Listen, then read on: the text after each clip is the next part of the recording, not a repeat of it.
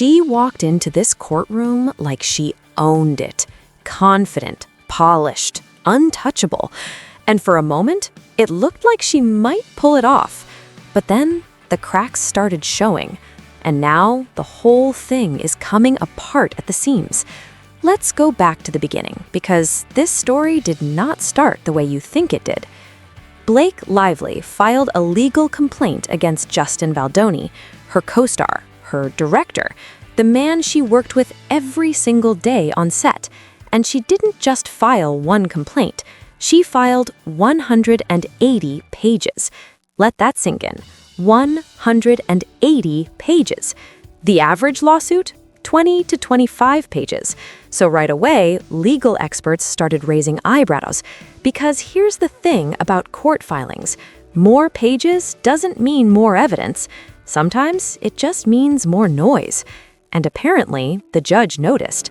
Because some legal observers, people who do this for a living, reportedly described the filing as less of a legitimate legal case and more of a headline generator dressed up in legal language. That's not a minor criticism. That's a federal judge essentially saying, I see what you're doing here.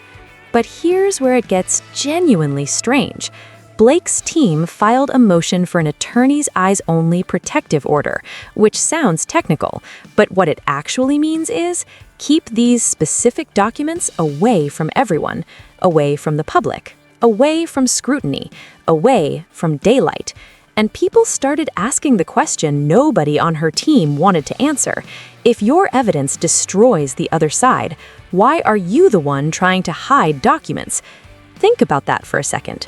You file a lawsuit, you make explosive accusations, you go to every outlet, you control the narrative, and then you ask the court to seal the very receipts?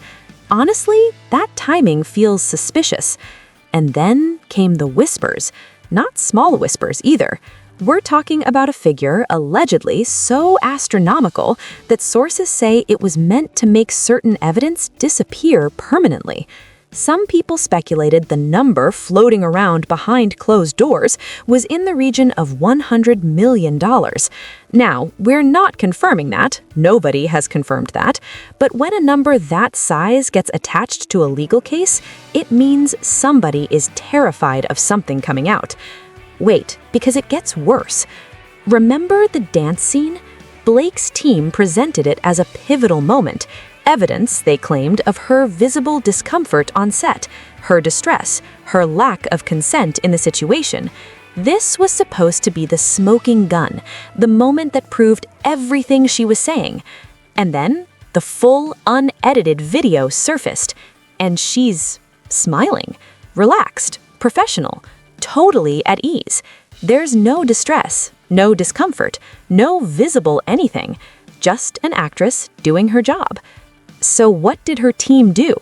Did they acknowledge the discrepancy? Did they course correct? No, they pivoted. They said she was acting. She had to pretend to like him. She was performing professionalism while suffering internally. And legal experts just stared at that argument. Because here's the uncomfortable truth. Pretending to have chemistry with a co-star on camera is literally the job. That's what acting is. You cannot sue someone for doing what actors do every single day on every set in Hollywood. The legal community didn't know whether to be baffled or embarrassed on her behalf.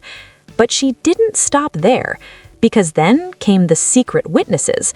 Sources say Blake's team began floating names, unnamed individuals, never formally part of the lawsuit, people who allegedly had their own grievances against Baldoni. Her PR team apparently tried to shop these stories to major outlets. And here's what happened. Multiple journalists passed. In Hollywood, where drama is currency, where a single exclusive can make a career, reporters who would never normally walk away from a story this big walked away because they couldn't verify it, because it didn't hold up. And when the press, who genuinely want this story, can't find anything worth printing, that's not a coincidence. That's a signal. And that's not even the craziest part. Because now we're hearing about sealed medical records, private communications, documents her team fought hard to keep out of court entirely. And some people close to the case have started speculating that the desperation around sealing these documents wasn't really about protecting herself from Justin Baldoni. It was about protecting herself from the truth getting out at all. This part doesn't add up, no matter how many times you look at it. Ryan Reynolds. He's been quiet throughout all of this. Suspiciously quiet for someone who is rarely quiet about anything. People who know the situation suggest he understood very clearly that if the full picture came out, it wouldn't just damage her, it would damage him too. The carefully crafted power couple image, the wholesome brand, the humor, the charm, all of it sitting directly in the blast radius. And then Taylor Swift got dragged into it. Text messages, allegedly between Blake and Swift, became a flashpoint in the legal proceedings. Now, we don't know what's in those messages. Nobody outside the legal teams does. But the sheer intensity of the effort to keep them sealed made a lot of people wonder if Swift knew more than she let on, or worse, if she was used as part of the narrative. We're not saying that happened, but the effort to bury those texts was not subtle. Meanwhile, on the other side of this courtroom, Justin Baldoni's legal team has been almost eerily calm. No theatrics, no press runs, no 180-page manifestos, just careful, methodical, deliberate, building their case one documented piece at a time. And the picture emerging from their side of the aisle looks almost nothing like the story we were sold at the start of all this. In fact, here's what reportedly came out of the latest ruling. A judge weighed in on the protective order situation, and some of the material Blake was most desperate to keep hidden wasn't even being pushed by Baldoni's team. So the question hanging in the air right now is, if he wasn't trying to expose it, who was she hiding it from? Because here's where this is all heading. Depositions. Sitting in a room, under oath, on camera. No PR team in your ear, no carefully worded statement, just you and a lawyer asking direct questions that you are legally required to answer truthfully. And if you've already been caught in inconsistencies in public, that deposition room is going to be a very uncomfortable place.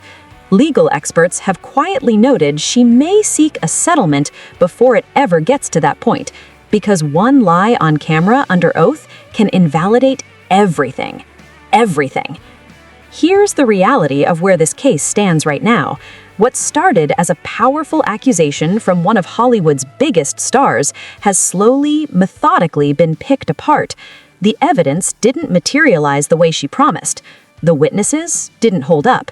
The filings raised red flags instead of landing punches, and the judge overseeing all of this has made it increasingly clear that celebrity status does not come with a special set of legal rules. The story isn't over, not even close, but the version of it we were handed at the beginning, the clean narrative of a victim with receipts and righteousness, is looking less and less like the full picture. And in Hollywood, when the story starts changing this fast, it usually means the real story is a lot more complicated. Stay close, because this one is far from finished.